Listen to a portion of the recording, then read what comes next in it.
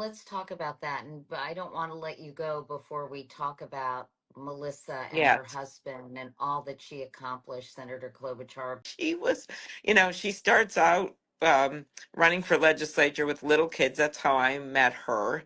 And I remember door knocking with her, and it's like she knew everyone in the district already. I was in county office at the time. We both had little kids. And then she goes on to be a Girl Scout leader. She teaches Sunday school. She trains dogs. Was really into dogs. Trains dogs for veterans, service dogs for Mhm. veterans. She moved, maybe because she was such a good juggler as a mom, she moves up in the legislature and then gets elected by her colleagues as Speaker of the House. Many people have talked about how there is a very strong argument she was the most consequential speaker in the history of Minnesota in two very different ways. Just this year, with a tied legislature, she was able to negotiate with her Republican counterpart, a woman, the budget, and was able to get us out of a shutdown while everything's falling apart in Washington. I won't go into that right now. She was able to do this in some really hard times.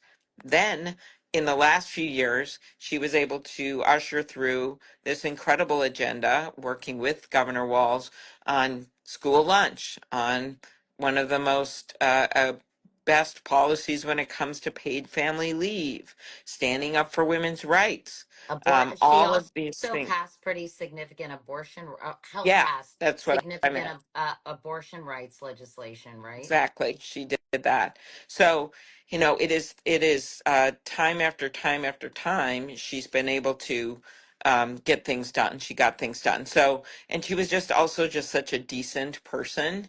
And I remember being with her on these bus trips we would go on at the last few weeks of any campaign. When I'm up, when I'm not up, team player, we're on this bus, we go to all these small towns, everything. And my husband was remembering, he just loved her. And he was remembering how everyone's on there eating Doritos, talking on the phone. She's got this spreadsheet of every legislative district, over 100 that she's dealing with, what the door knock numbers are, calling them on the phone. You need to do this, you need to do that. We're going to do this there. We're not going to do this there anymore. What the polling shows.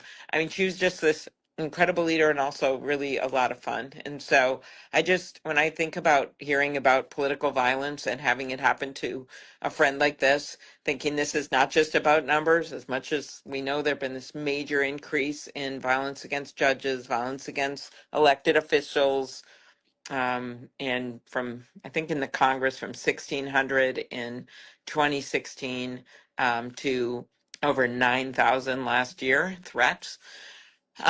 It's not just numbers, it's people like Melissa. And so that's what's been so hard to take.